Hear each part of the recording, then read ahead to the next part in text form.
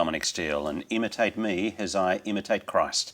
What does that line from the Apostle Paul mean for the senior pastor?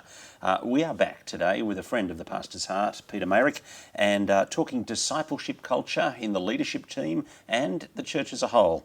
Each week on the pastor's heart, we talk to a key Christian leader about their heart and what we can learn from them about serving Jesus. But before I introduce Peter Mayrick, I want to let you know that it's not just me that works on putting the pastor's heart together.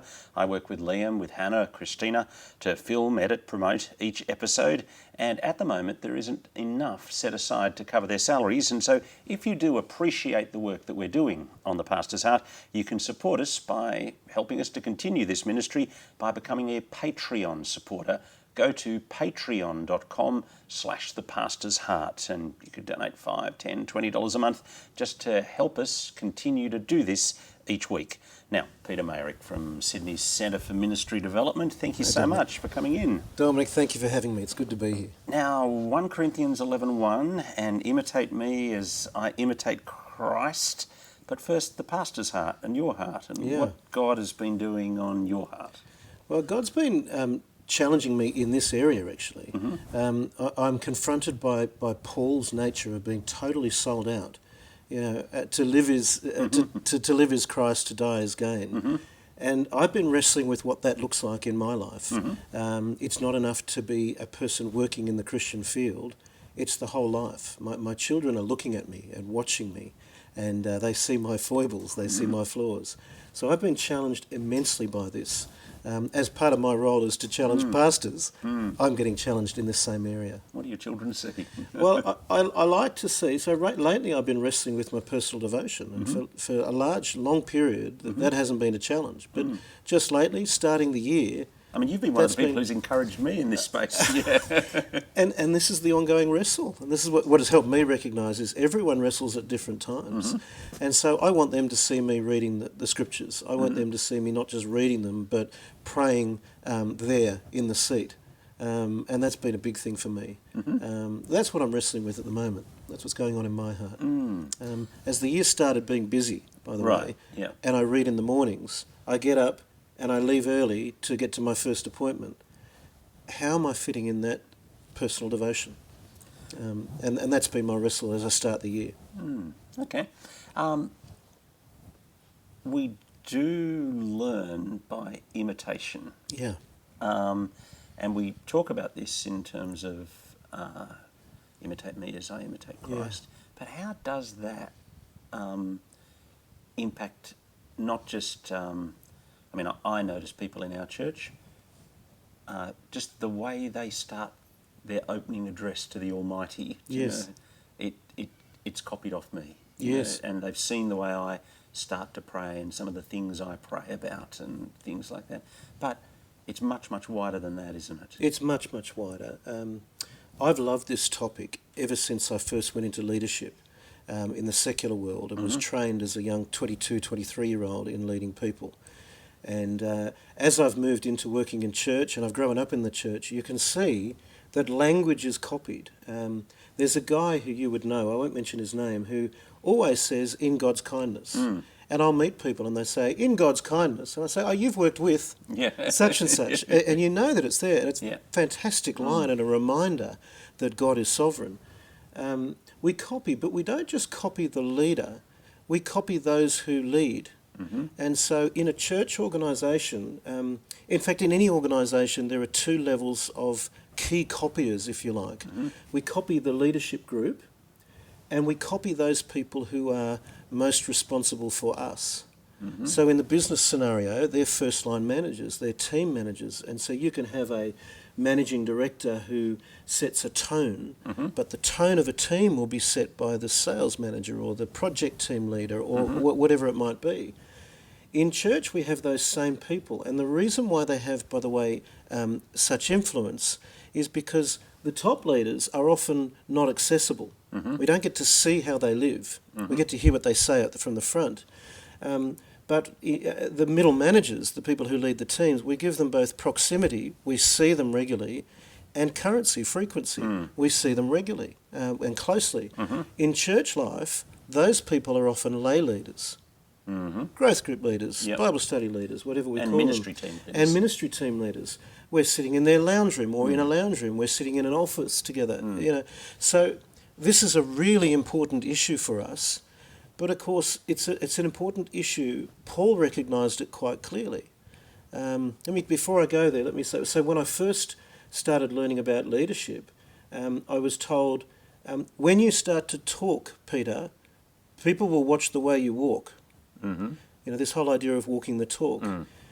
When you talk, people will watch the way you walk, and what they're looking for is integrity, honesty, alignment. And when they see a lack of alignment, they'll call you a hypocrite. Maybe not that word, but you won't be worth following because there's not a consistency. You clearly don't believe what you're saying. We were using a church management software. Yeah. They made a change and the merger happened. Yeah. They said one thing in their Australian users group and a different thing in their American users group. I wrote to them because I was preaching on let your yes be yes, your no be no that week, and nobody addressed my concern. Now, in the end, the reason we've left that church management product, yes, I think we've moved to a better product, but they lost me by the way they treated us as senior pastors that day. On integrity. And culture is formed by the way we act significantly. And we're watching the way people act. Now, Paul, of course, you read Matthew, and one of the things... It's so important for us as leaders. When we're talking publicly and when we're behaving in the private office with the teams, we've got to be saying the same thing. People see us. Now, you read Matthew and you see Jesus got really angry and really rude to a bunch of people. Who were they? They were the people who were the teachers of the law, who weren't living out the fundamentals of the law, which was, love. The Sermon on the Mount sort of contrasts the behaviour immensely. But as you go to Paul, you start seeing, imitate me as I imitate Christ. And that's, of course, in 1 Corinthians, where he's also said, you're not of Paul, you're not of Apollos. Don't follow leadership to that level. We're not the idols, we're not the Christ. We're in Christ. But of course he writes to Timothy, and he says, so this walk the talk. It's not just important to be a good preacher, but your doctrine is essential. It's important. But when you select a leader, look for leaders not just with conviction, but conviction which is lived out in character, which is this consistency of I'm first a Christian before I'm a Christian leader.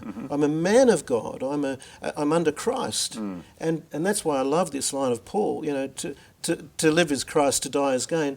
Totally sold out. And when he writes that letter to the Corinthian church, he's glad that he's not there in some ways because he can rebuke them immensely, but he's pointing them to Jesus. But he's also pointing them to good behaviour, to good modelling. Why is this so important? So my journey, I started in this current role, and I started running workshops with lay teams and reminding lay teams that they're not here to be good at welcoming, or they're not here to be good at running a growth group. They're here to make disciples of our Lord Jesus Christ who will make other disciples, disciple-making disciples. People found that refreshing. I thought, why are people finding that so refreshing? Yes, it's a different voice, but what's going on? I also started working with pastors intentionally, and I would ask the question, how are you going and how are you growing?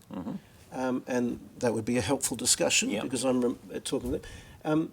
I'd ask the question about discipleship because everyone would say the purpose of the church is something like discipleship. Fantastic. So how do you go in discipleship? What do you do? And preaching would come out, and that's really important, that preaching would be important because the proclamation is discipleship. It's part of discipleship, right? But I'd then ask the question, what else? And I'd get an uncomfortable gap. And it took me a while to work out what that gap was, that pause was. I learnt to then ask the question, so tell me, what does discipleship look like? And what I would hear back quite uniformly in many ways was a very rich description of one-to-one discipleship. And it was a beautiful model of one-to-one discipleship. I thought that was fantastic. Now, of course, there are many ways to disciple. There's not one way. There's many ways. But the next question would be, so how are you going with that? Which is a pretty honest question. And how's that going? And the pause would be there again. And what I realised was there were like concrete bags of guilt sitting on pastors' shoulders because they were feeling that's what I need to do, but I'm not actually doing that really with any person because I've got this expectation misalignment, which is that I should be doing that with 15, 60, 100 people. And of course that's not really possible to do that model that was described with that many people, to live that way. And so the conversation would go to, well, it's interesting, Jesus had 12 disciples. Oh, yeah, and typically the comment of 3, well, he had 3, 3 that he was closest to. Well, Jesus is pretty special, right? Son of God. He's God. And I more of an extrovert, that's right, more people energy. Sorry, I just made that No, up. no, that's right. I give my secular example and say, look, I found leading a company that my sweet spot fell away at 10. I couldn't really look after 10 people, more than 10 people effectively. Well, what do you think it would be for you? And they would typically I'd get an answer of somewhere between 3 and 8. And the weight lift off the shoulders of expectation was enormous because no one had modelled. I'm not sure if no one had discussed, because often things get discussed but get missed, but no one had modelled, if you're going to do that sort of thing with people, you need to choose who you're doing with. So it was a big weight lift, and of course the next conversation would be, well, who do you think you could do that with? If there's 3 people, who do you think it would be? If there's 5 people, who do you think that would be? And often that would be something they'd go away to think about. But, they could have been staff if they had staff. I mean, if you put it to me, I think I've got 8 direct reports. Yeah. So I'm in the zone. You've got my attention. And you're meeting with them every week. Yeah. I mean, we've talked about this. Yes. That I worked out that what I needed to do at some stage. Essentially, I worked out I'm mostly doing the ministry through them, and so I need to meet with them. Yes. And so actually a big part of my week is a one-on-one meeting, which I don't think any of them go for less than half an hour. I don't think they usually go for more than an hour, but they're probably 40 minutes, 45 minutes each. I love that. For those 8 direct reports. And Plus there's other team meetings. And if you don't have direct reports, they may be lay leaders. They may be someone you want to share the gospel with. There's different types of people you can choose, but it's going to be limited. If it's going to be intentional and intensive, it's going to be limited. If you do it in smaller groups, well, then of course you can increase your bandwidth. But there needs to be thought. Well, I don't want to say one-on-one, or you wouldn't say, would you, that one-on-one is the right way that you must do it? No, I certainly wouldn't. Although I would say that in terms of leading my staff team, a one-on-one meeting with these are manager tools, Yeah. What do I want from my staff team? That they do what I want them to do and they stay. Yes. That they're happy. And that they're growing in their faith. And they're growing, yeah. Because that staff team is modelling what it is to live as a disciple. Disciple of Jesus, yeah. Because you haven't got proximity and people don't have access to you in the way they do, but people may have access to them, so they need to be the modelers. You said, when we were talking on the phone the other day, and I was telling you this was my pattern, you said I was unusual. Yes. Why was that? What do other people do? I think And there's do you have a critique of what I'm doing? Yeah, so we do have a church diagnostic tool, which is a self-diagnostic tool for a senior pastor to do, but you can do it in any area of ministry. And in that tool, we ask questions. It's actually a pedagogical tool to challenge people to think, do I agree this is good practice or not? And then, am I doing it? You'd ask questions about discipling others, and everyone agrees that that's their role. There might be a drop back when you say, yes, I try to, but there's a time management section. Now I'm letting people the cat out of the bag. There's a diary management section, and in it there's a question of, is there time in your diary to intentionally disciple those you work with or those you're focusing on? And you find that straight away that drops back. Now, I can't tell you that if you're meeting with people, you're discipling them, because you could focus the whole meeting on task and things like that. But I can pretty much tell you that if you're not meeting with someone, you're not discipling them. If you're not intentionally, and that's in your diary, the classic consultant's rule book is, show me your diary and I'll tell you what you think is important. So if people are in your diary, I'll tell you people are important. In fact, I'll tell you which people are important by which people are in your diary. Now, that's not a rule that's hard, it's hard fixed. Your question, is there one way? Of course, there's many ways. You meet with people one-to-one. You may meet with people in a prayer trip, but you may meet people in a group. You have a staff meeting. I'm sure you're discipling as you open the word there. When you preach, you're discipling. There's just so many methods. The question I have is the intent there? And if the intent there, then the next question is, how are you going with that? What would you like to do differently? What would you like to keep repeating? What would you like others to learn from what they see in you? This is the walk and the talk. Because you're saying the way I lead the team as the senior pastor will impact the way they do the work. 100%. 100%. And the way they lead the people under them. Correct. So when you make it a normal thing to ask the question, Peter, how are you growing in your faith? Let's just say growing in faith. Suddenly, I will pick up, growing in my faith seems to be important to Dominic. And we'll talk about that, and if you go the next level, which is help me in that, that will be, well, that was good for me. When I go and work with someone over here, I'll draw that with me. If I've never had that in my mental model, which is the norm, by the way, this is what I'm learning, is the norm, then why would I do it? So one of the things that I learned on my journey, also when I first started, this is a pragmatic thing, people knew that I'd run a couple of companies.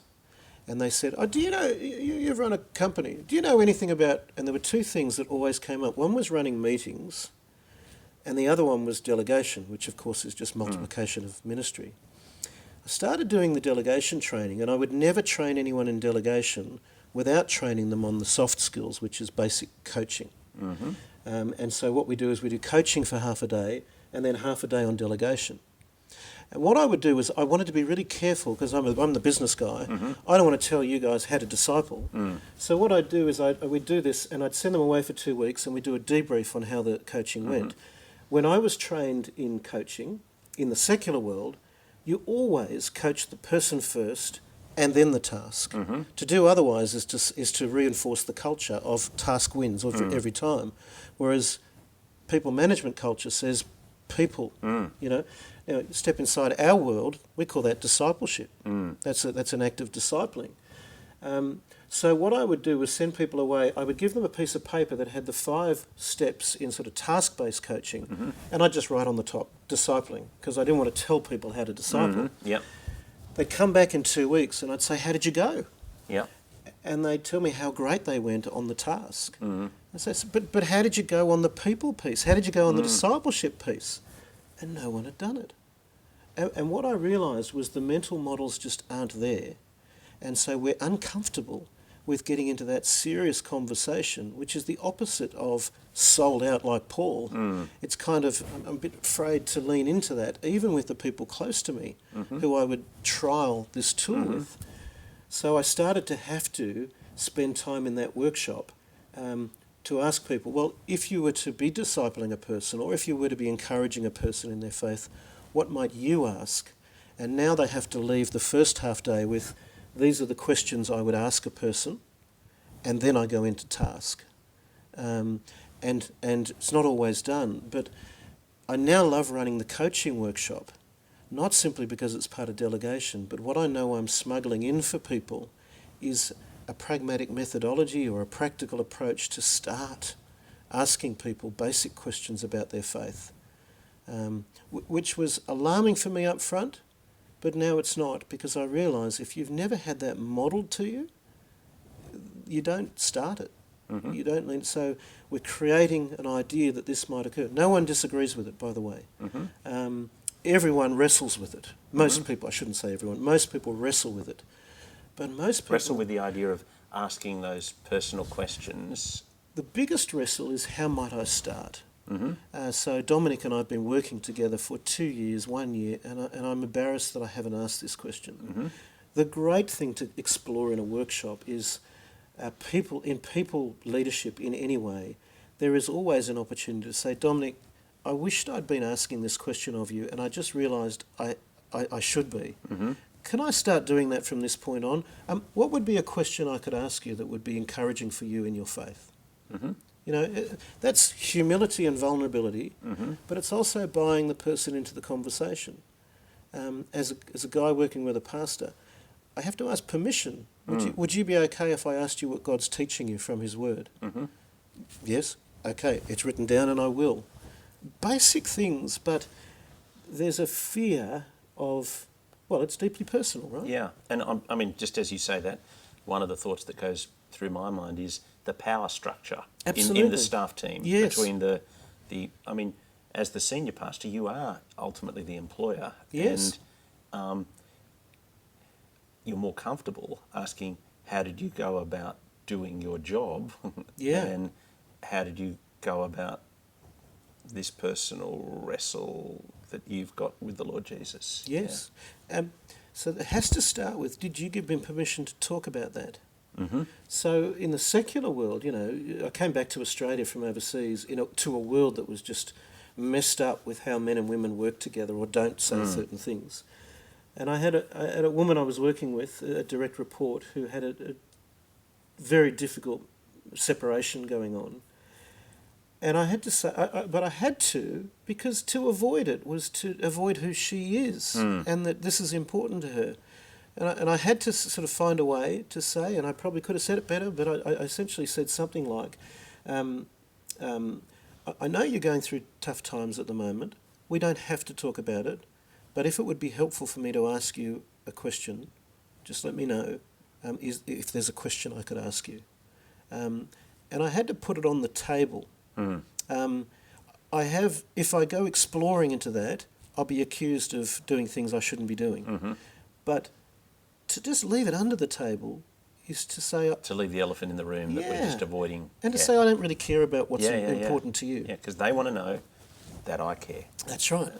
Rick Smith, one of his lines I loved was, no one cares how much you know until they know how much you care. And I just love it. Yeah. He probably got that from somebody else. Well, I remember him saying it 6 or 7 years ago, and it made an impression on me. It's just a great line, isn't it?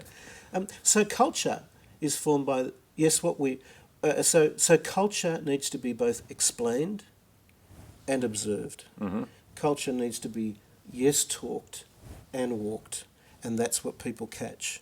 And we had a conversation about, I had a conversation with Mez McConnell and Matthew Spandler-Davidson about the issues going on in Acts 29 and this whole culture of bullying within evangelicalism. And how has what we've spoken about here, how does it touch on that in staff teams?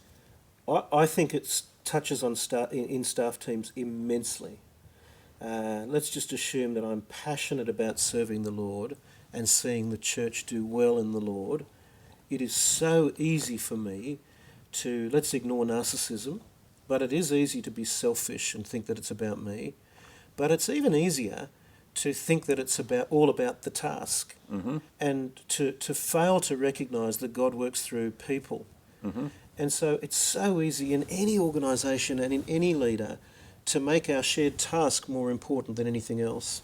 And so make it all about the task and model about the task, and therefore I'm the boss, and therefore I expect this.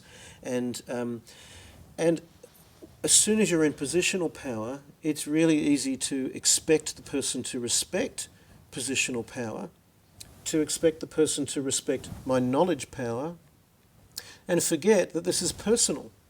And personal power is one of the main leadership knowledge powers. Power, positional power, personal power. and personal power. There are a couple of others, but they're the main ones that you see people leveraging.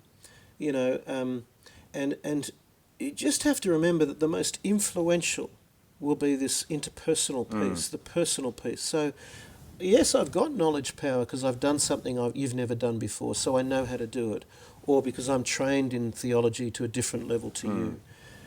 But at the end of the day, I can't forget that this task is only going to happen through this person. And so I think what you see is cultural. We build a culture which is the task, even though it's a really important task, we're serving our Lord Jesus, is so important, the task that's in front of us, that we forget that this is a person and how they behave will model. I think Paul has done a wonderful, the scriptures are inspired for a reason, they're God's word for a reason. We need to know that the character of a person, the conviction of a person and the proclamation of a person are all important. And so when you speak into that, how do you avoid that culture? Well, you start right from the get-go. I think the discussion you had with Craig Hamilton is spot on. A new person will see the distinctives abruptly. They'll see them, and they'll see them sharply. A new visitor will see them, but a new staff member or lay leader will see it. But what I would say is a new person is an opportunity to shift the culture, and particularly a bullying culture. In the first 6 months of working with a person, I think you need to work hard to help them understand, I can be trusted to give you positive feedback. I can be trusted to ask you how you're going as a person. I can be trusted to be a fan of yours as a disciple of Jesus and an encourager in that. But I can also be trusted to give you negative feedback and correction that will be safe and caring. And what I see as the norm is that we leave that last piece off because we want to be loved and liked. And so what happens is we say, I'm not going to criticise you, Dominic. I'm not going to criticise you. And yet, oxymoronically, that's the point when you're most likely to say that I can actually receive correction because you're aware of your incompetence as you start. Everything's new. And what happens is I don't bother to raise it, I don't bother to raise it, I don't bother to raise it. I get to a 6-monthly review, and someone said in the 6-monthly review, I need to be honest and open. And so I go through the whole thing, and this is the first time I give you correction. And it comes just like a 4B2 over the head. And that's the start of much of this. So it should really be that I don't hear anything new in the 6-month review because it's been spoken of in the weekly meetings. 100%. Every 6-month review should be surprise. There should be no surprises because we've talked about it. Which comes back to what I edify in you. I'm meeting with my staff every week or every fortnight, whatever the rhythm needs to be, and people need to work that out. And in that period, 2 minimum things happen. I'm encouraging you in your faith as a disciple because that's the culture we wish to have. And the other thing is I'm helping you evaluate how you're going in the role that you're doing. And if there's an essential thing, that needs to come into that discussion so that the 6 months is just a summary of what we've already said. There's a whole bunch of other things that you'd want to say would be important. Because I love Dominic, I'm going to behave in that evaluative meeting in a way that seeks to build him, not crush him. So I'm going to think about who Dominic is, and I'm going to say, well, how many pieces of negative information can Dominic have in one meeting? And most people would say, we're going too far into coaching here, but most people would say you can only handle 2 pieces. So therefore, what are the 2 most important pieces you're going to be willing to talk about? It's not a time, this is where speaking the truth in love has been manipulated poorly. It's not a time to just say, here's it all. Because that's not caring about the person. Here's the piece that you most need to know. So bullying is bigger than that. But there are some simple things, or reminders for ourselves that we can do to play into this, to help the space. And the first thing is personal power. Do I love this person? Or have I made put the task above this person? Both are important. Because I could be critiqued for saying service of the Lord's not important, right? Well, you've given us lots to think about. Peter Mayrick has been my guest on The Pastor's Heart. Thanks for coming in. Thank you, Dominic. My pleasure. And we'll look forward to seeing you at the same time next week.